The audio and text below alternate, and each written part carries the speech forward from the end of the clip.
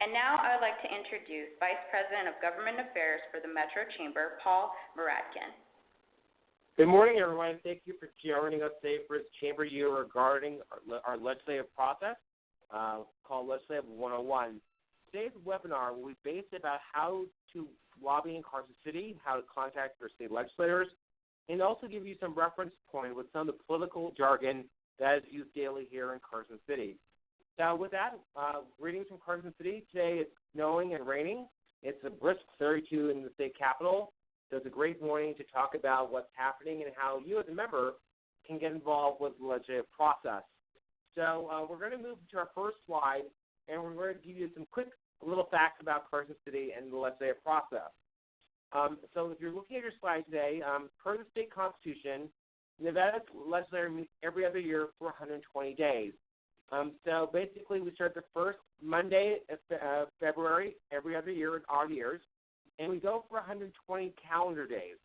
The legislators typically take Saturday and Sunday off, but they work through Monday through Friday, including any federal holidays that may occur, such as Monday is President's Day, and in May they'll deal with Memorial Day.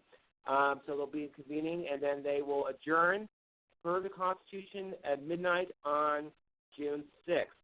So a lot's going to happen between now and then, and we thought this would be a great opportunity in the first few weeks of the session to go over with members how Carson City really works and what really happens up here for folks to understand. And as Rhea said, we'll be taking questions throughout the webinar. So if you have any particular questions, please submit them, and we'll be happy to answer those questions for you during today's webinar. The first slide we're going to look at is legislative terminology. There's a lot of political jargon that people use up here in Carson City. Myself and our Director of Government Affairs, Justin Harrison, are here on the ground for you every single day. But there's a couple terms that are used all the time in emails we send out, in the rundown, in our reports to the membership and to our committees and staff. The couple of most common phrases used here is LCB. LCB, people are like, what is that? What does it mean? LCB stands for Legislative Council Bureau, and it's a nonpartisan state agency that serves both legislators in the Senate and Assembly. And they do a couple of different things for legislators. They provide legal assistance for legislators. They draft bills, and they do research. So if I want to write a bill, if I'm a state assemblyman, and I want to do a bill on economic development incentives, I will contact the LCB researcher and say, hey, this is my general idea for a bill. Can you see what other states are doing within this sphere for, let's say, aviation? I want to offer tax abatements for aviation. They would help me research that bill and draft the language so it doesn't conflict with anything in the state constitution, or they tell me what needs to be changed in Nevada revised statutes, which is state law. So they are basically the research division for the legislative body. The next one Justin's going to talk about is BDR. Morning, everyone. BDR is another term that we throw out a lot, or that you'll hear in Carson City. BDR stands for Bill Draft Requests. Legislators and state agencies and a number of local governments are given a certain allotment of bill draft requests for each legislative session. These bill drafts, the number of bill draft requests vary by seniority as a member of the legislature, whether you're in leadership or not, and it also varies by the size of that local government that may receive bill draft requests.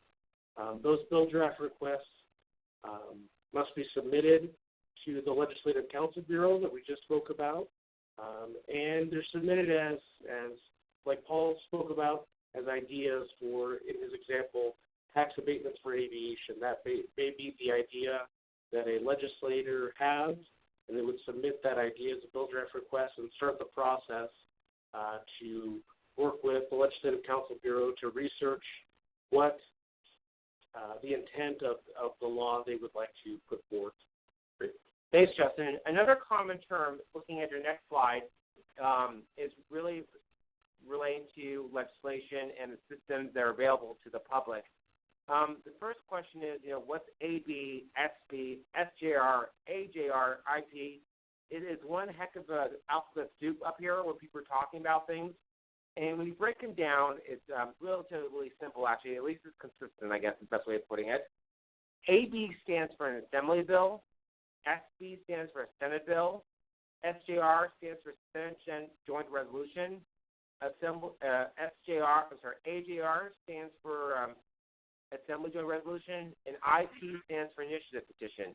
Those are some of the most common, let's say, vehicle acronyms that are used in the state capitol. What's important to understand for the process is, and this is different from the federal side, is the bill will start in the House of Origin. So an Assembly bill will have to move from the Assembly committee that's been referred to, then it will go to the whole Assembly for a floor vote. If it passes, then it goes to the Senate committee that it's related to, and then it goes to the Senate for a full floor vote. Where it's different from the federal government is there is not a sister bill that's on the Senate side. This process in Nevada is the one bill vehicle. On the federal side, you have to have a House bill and a Senate bill. They're similar in nature that have to go through both houses.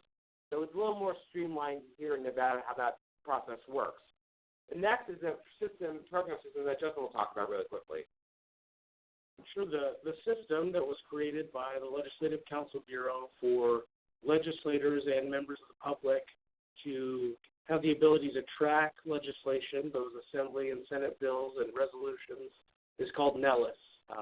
It's NELIS, not two L's like the Air Force Base. And NELIS stands for the Nevada Electronic Legislative Information System. And this system that was developed for, as we mentioned, use by the public as well as legislators, allows you to track legislation to see where it's currently at. Has it been introduced yet?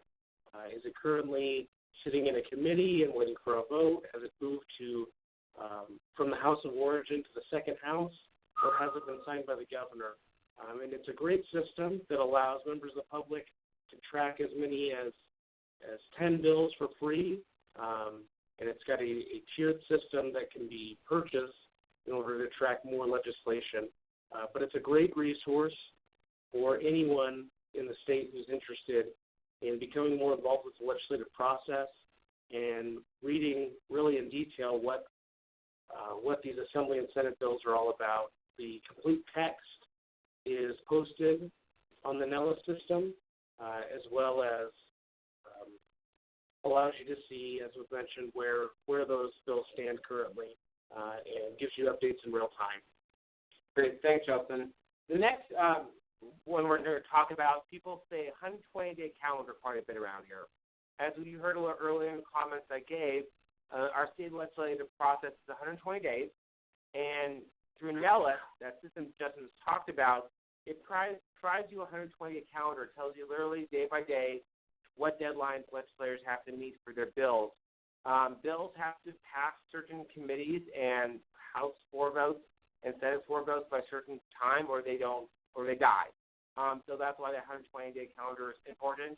It also tells you when budgets are closing, when budgets are due, when BDRs are due. So it's available on the website. So what we're going to do next is, for those in the webinar, we're going to go next and look at what the website looks like for the Nevada legislator. So if you're looking at your computer, it's leg.state.nv.us. This is Nevada's legislative website. And if you look at it on your right-hand side, you'll see calendar of meetings on the upper right-hand corner. This is where you're going to see all the posting of all the committee hearings, floor sessions, and for the Assembly and Senate. The agendas will be available. Plus, during the session, if there's an Assembly Committee on Education, they'll post the agenda for you to click at. You can view on it at the same time. You can also give you highlights of the bills that are going to be made at this hearing. Now, I will tell folks on the phone that meetings can be posted at the last minute. They can be revised quickly, the agendas. So just let's say you check on Monday for a hearing on Wednesday and didn't see something, doesn't mean it hasn't changed by the time that hearing is scheduled for Wednesday, let's say 8:30 in the morning. So do check back often. I think that's extremely important to do so.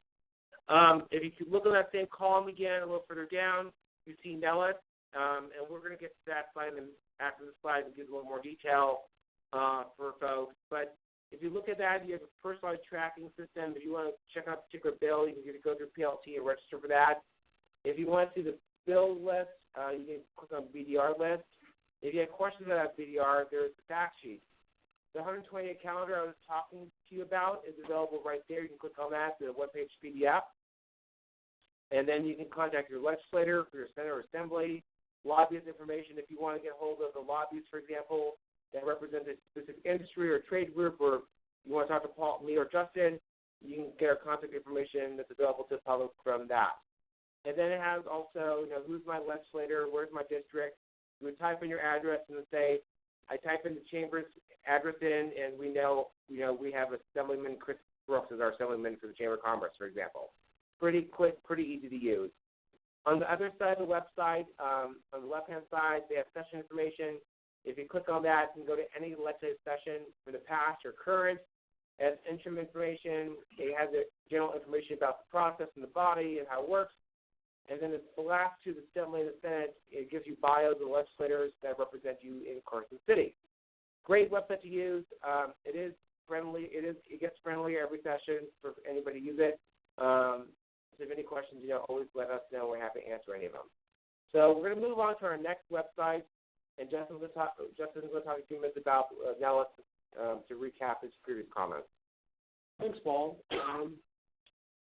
So in front of you, you see the homepage of the Nellis system, which gives you a variety of options to see what's happening during the legislative session. You'll see 3 large buttons in the middle of the screen that allow you to search or see a list of all of the bills, as well as the budgets that have been put forth from different agencies, as well as committees. These will give you committee lists, their name, as well as the members of the Senate and the Assembly that serve on these committees. Below that, you'll see a daily schedule that will show you all of the meetings that will happen for that day, and you are able to click forward and see agendas from the committees that may happen the next day, the day after. And you're also able to access links, much like the legislative website, to see Assembly and Senate floor sessions that you're able to view. Great. Thanks, Justin. So next we're going to move on to the 120-day calendar. We have it on the slideshow. It's a little small, so I apologize. But it basically gives you what I refer to, when committee BDRs are due, when they have to get a bill introduction in, when budgets are due, and so forth. So it's kind of a cool little sheet. It also has a countdown to how many days are left, but it's counting. But that's always important, of course. So that's available again on the legislative website when you saw the 120-day calendar. So click on that, and you'll be able to keep track of how many days are left in Carson City. Next, we're going to talk about how a bill becomes a law.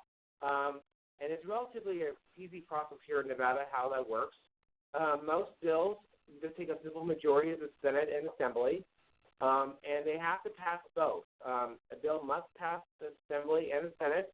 It can start in the Senate or it can start in the Assembly, but it has to go by both houses to get out for the governor's signature. In the state Senate, we have 21 senators, so simple majority is 11. And in the state Assembly, we have 42 Assembly members, so simple majority is 22. Now, of course, with anything in politics and government, there's always an exemption to the rule. Any bills really today related to taxation or revenue require 2/3 vote.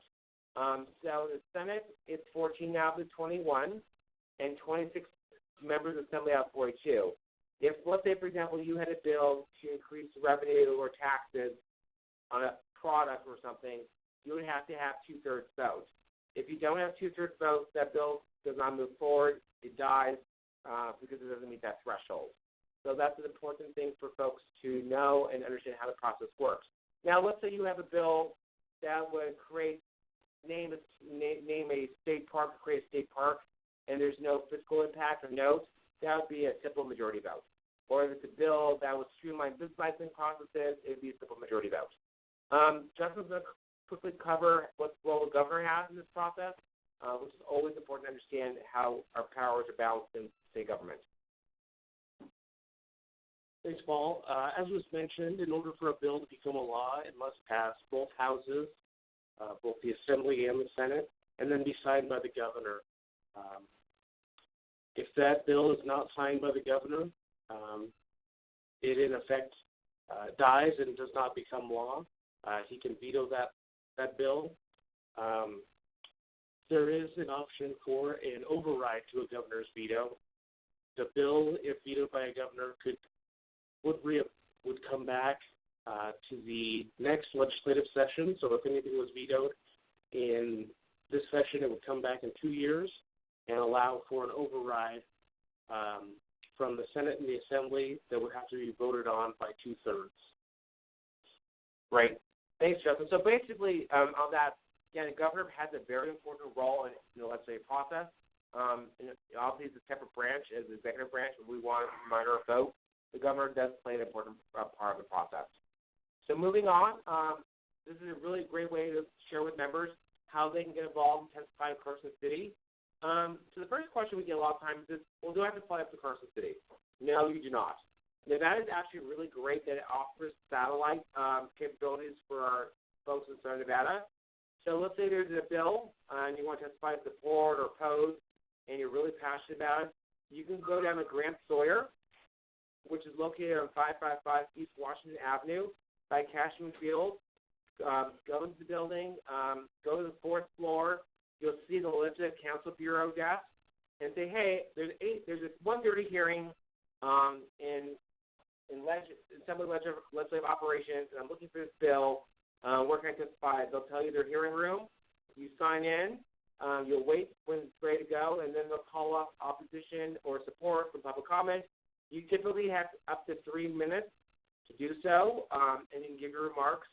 And anybody can do that. You don't have to be a lobbyist to give public remarks at a hearing.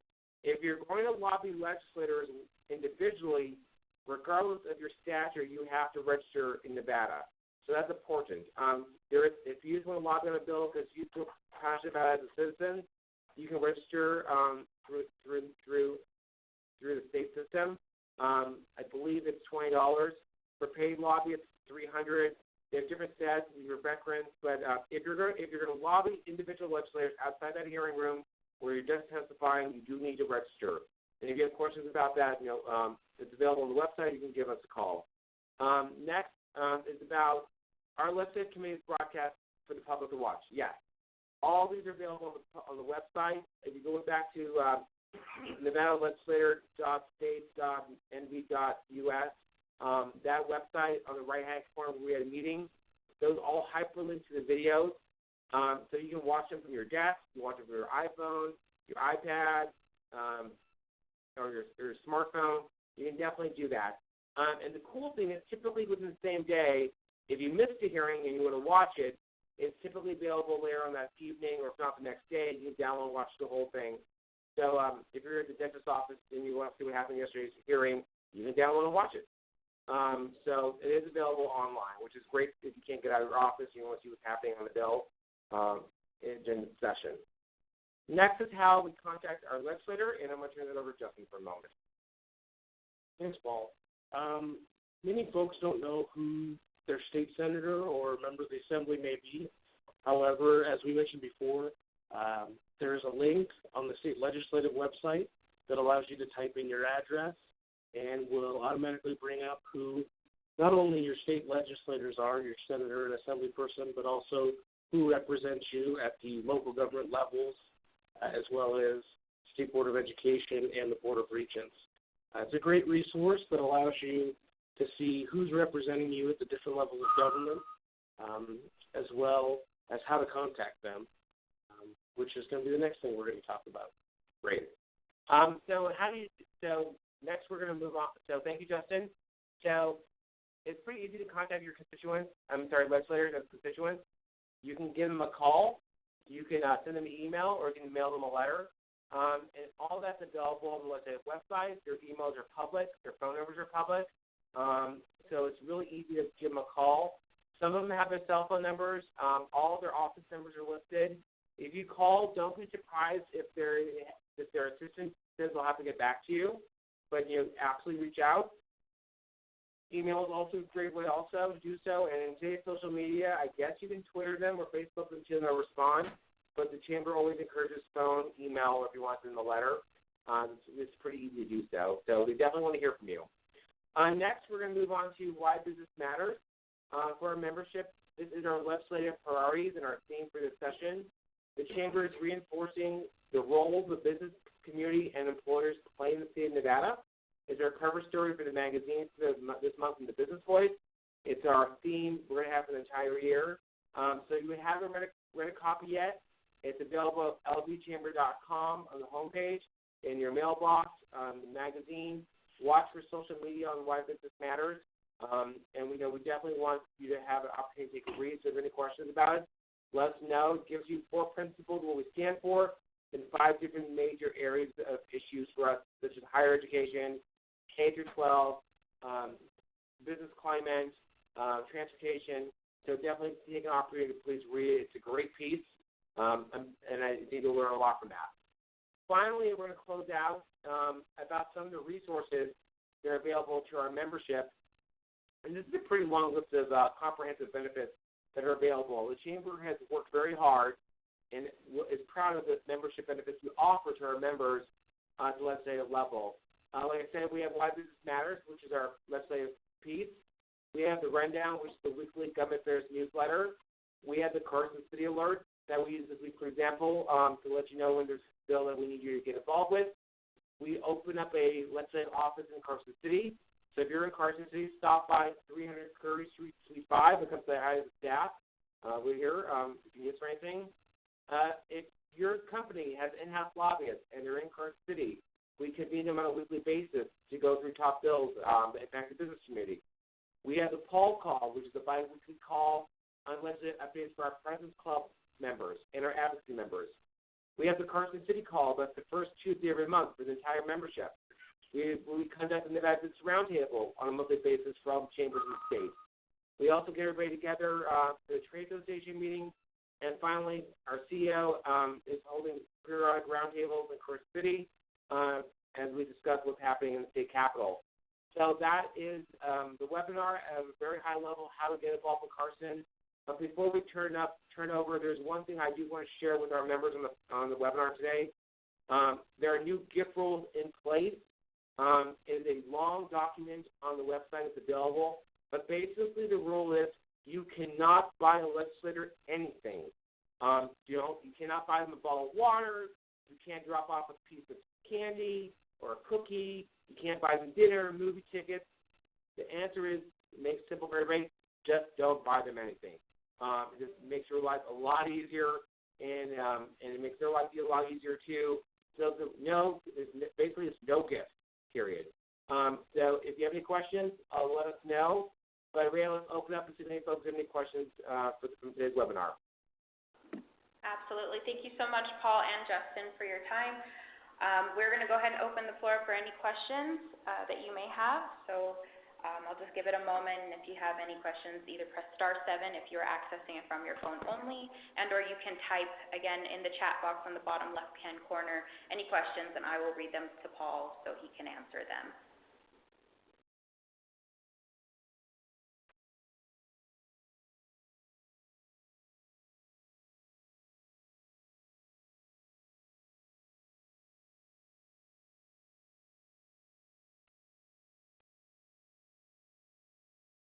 Ray, I just got a question from somebody on text message, so that works. So the question is, how many senators or assembly members do I have as a constituent?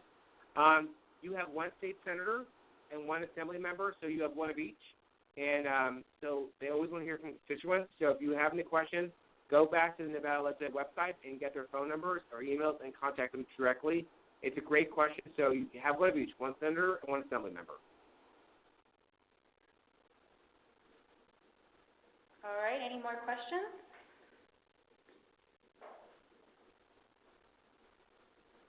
Great. Well, folks, thank you so much for calling in to today's Chamber U webinar. We hope you found this very helpful. And as Rhea said, this will be available for our members section only on the website. So if you have any questions or thoughts, feel free to check it out later. Let your employees know that it's available. And thank you for your membership and your engagement with the Chamber of Commerce. Have a great day. Thank you so much, Paul.